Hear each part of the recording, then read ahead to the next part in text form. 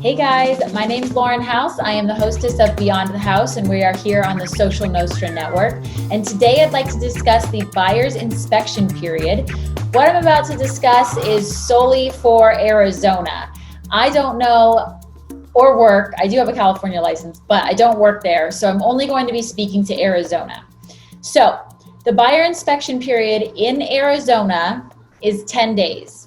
And this inspection period begins the day after contract acceptance. So if we execute a contract on a Sunday, day one is Monday, and you have 10 days from contract acceptance till 11:59 p.m. on the 10th day to get all of your inspections done, and the very important BINSR, buyer inspection notice and seller response document, over to the seller.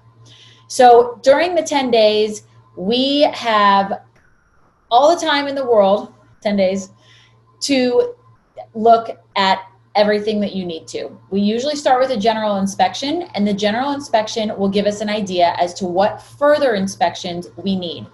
Roof, pool, HVAC system, foundation, electrical, plumbing, whatever it is. You can get quotes for your remodel during this time. You can check on permits during this time. You have 10 days to do as much due diligence as you can, want, or need to in order to feel comfortable with moving forward with the house. There is an opportunity in the purchase contract, it's line 213, to increase the number of days for the inspection period. If it's a house that you feel is going to have a lot of issues, or if the issues are, it's not a high number of issues, but you feel like maybe there's, a permitting issue can take months and months. Maybe we just need some extra days. Line 213 allows the buyer to increase the number of days for the inspection period. That can be countered out and back to 10, by the way, should the seller not agree with it, but it is available to the buyer. So once you've conducted all of your inspections, the buyer has three options to choose how they want to move forward. You can either move forward with the house as is, which I hate to say this, but in Arizona, it is an as-is contract. So the seller is not required to do any sort of repairs. They can cancel the contract because there's too much that they want to do, or too much work that the house needs, or money that's going to be needed to bring the house up to par, if you will. Or the buyer gives the seller the chance to remedy certain items. My opinion, and I always advise my clients on this, is when you are doing your due diligence, if the general inspector says, hey, the air conditioner's shot, you really should get a new air conditioner. Do not just put on the document, the BINSR, seller to replace or credit for air conditioner. It is the buyer's job to have a HVAC specialist come to the property and get a quote down to the dollar of what it will cost for labor, parts, a whole new piece of machinery. Maybe you need to get a crane in here because if you're in a condo, it's got to go on the roof. And you have some ammo to come at with the seller because you're going to ballpark higher than what you think because you don't know what the exact number is. So if you can go back to the seller and say, hey, Mr. Seller, I have an air conditioning quote. Better yet, I got 3 air conditioning quotes and they're all within $500 of each other.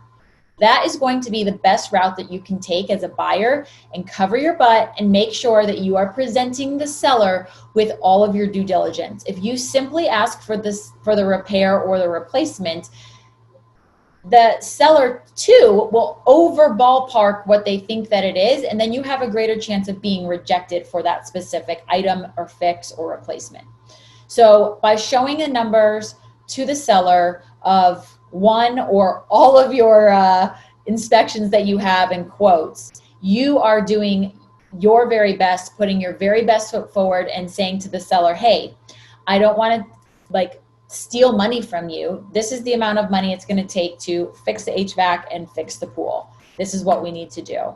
and then you can negotiate from there. If you both are in the dark about what it's going to cost to make the repairs that you are requesting, there's a likely chance, a greater chance I should say, that the seller will either say no, or they will give you less money than what you had actually wanted or what it could actually cost, because there's no number in front of anybody. It's just a ballpark. So that is my number one hands down rule. When a client says, oh, well, we should have them fix this, I say, well, we need to get an expert out and have them look at that so we can present a quote to the seller. Because if you don't do your due diligence, you are not going to get what you want. So those are your three options: accept, cancel, or request bins or repairs.